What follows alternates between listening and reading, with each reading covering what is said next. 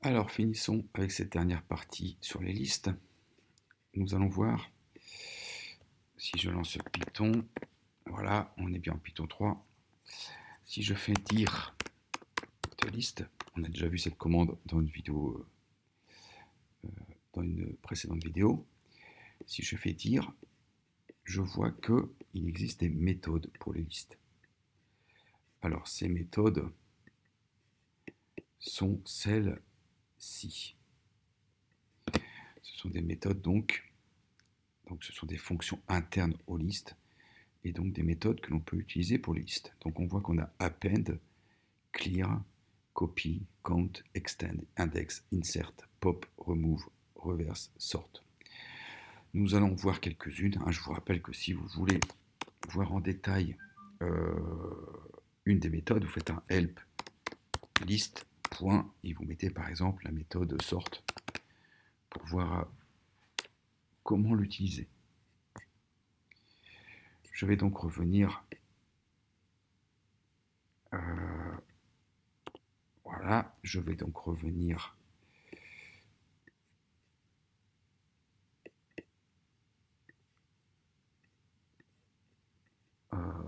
comment dire ici pour créer une liste vide.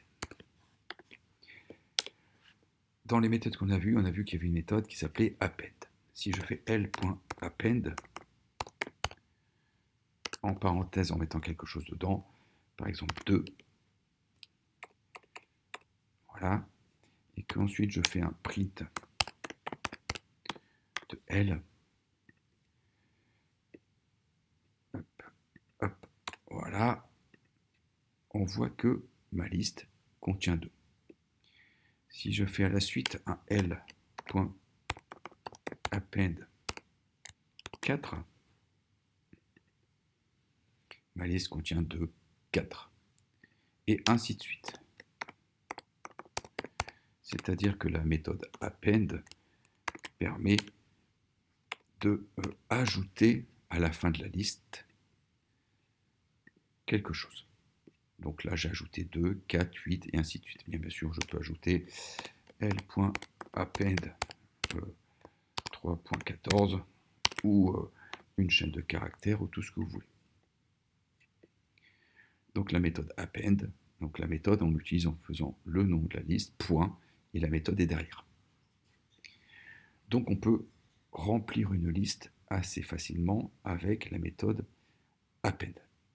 L'inconvénient, si on veut, de cette méthode, c'est que au fur et à mesure que l'on entre des choses dans la liste, elles se mettent à la fin.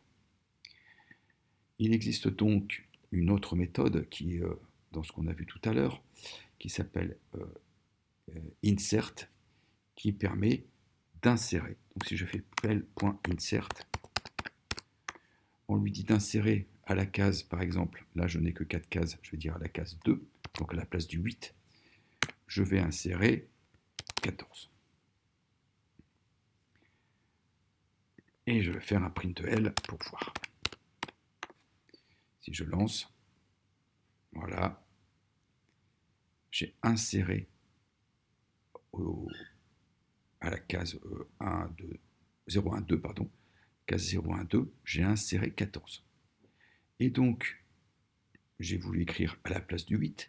Et donc, si on regarde, le 8 s'est décalé. Donc maintenant, je vais afficher ici la longueur de la liste. Et je vais afficher ici la longueur de la liste. On voit que, si je relance, voilà, ici la longueur de la liste est de 4. Et quand j'ai fait un insert à un certain endroit, la longueur de la liste est passée à 5. Donc on agrandit bien la liste avec un insert. Donc on peut insérer où on veut. Maintenant que j'ai une liste assez complète, je vais pouvoir, je vais déjà l'afficher pour voir la liste complète, mais je l'ai déjà au-dessus, mais au moins j'aurai sur une seule ligne, voilà, la liste complète. J'ai une autre méthode, donc il faut regarder, mais j'ai la méthode donc l.pop, et on va faire ensuite un print de L pour voir ce que ça donne. La méthode L, la méthode pop, l.pop, ici, pardon, Si on regarde le résultat, le 3,14 a disparu. Si je refais un L.pop en dessous,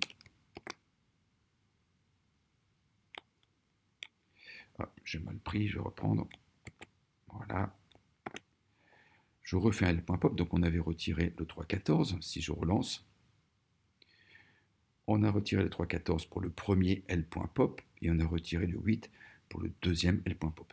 Le pop permet de retirer en partant de droite ce qui se trouve dans la liste.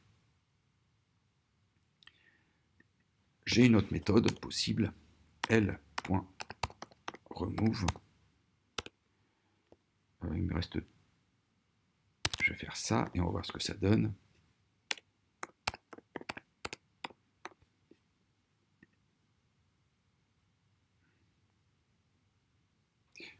Qu'est-ce que j'ai fait? Oui, je n'ai pas ça dans la liste.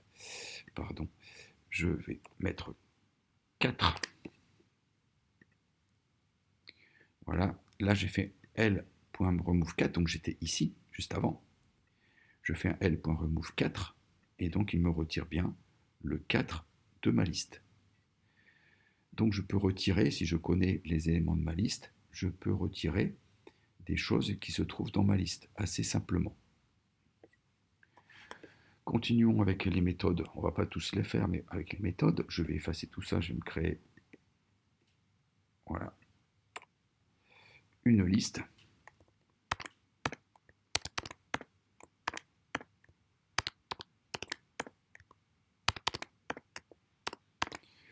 Voilà, et je vais utiliser maintenant la méthode L,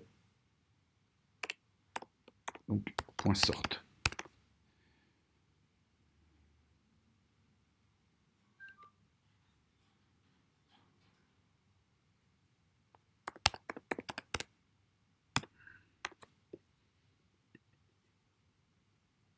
Et si je regarde donc ma liste de départ, que je regarde ma liste d'arrivée après avoir fait un .sort, je vois que c'est trié.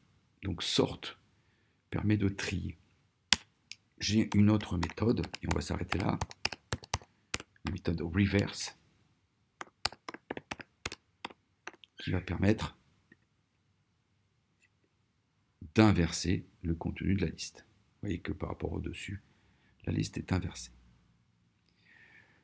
Si vous êtes intéressé par les autres méthodes, vous allez donc en interpréteur Python et vous faites un help de liste point et l'autre méthode sur laquelle vous êtes intéressé, vous saurez comment elle fonctionne. Donc voilà pour ce dernier chapitre sur les listes.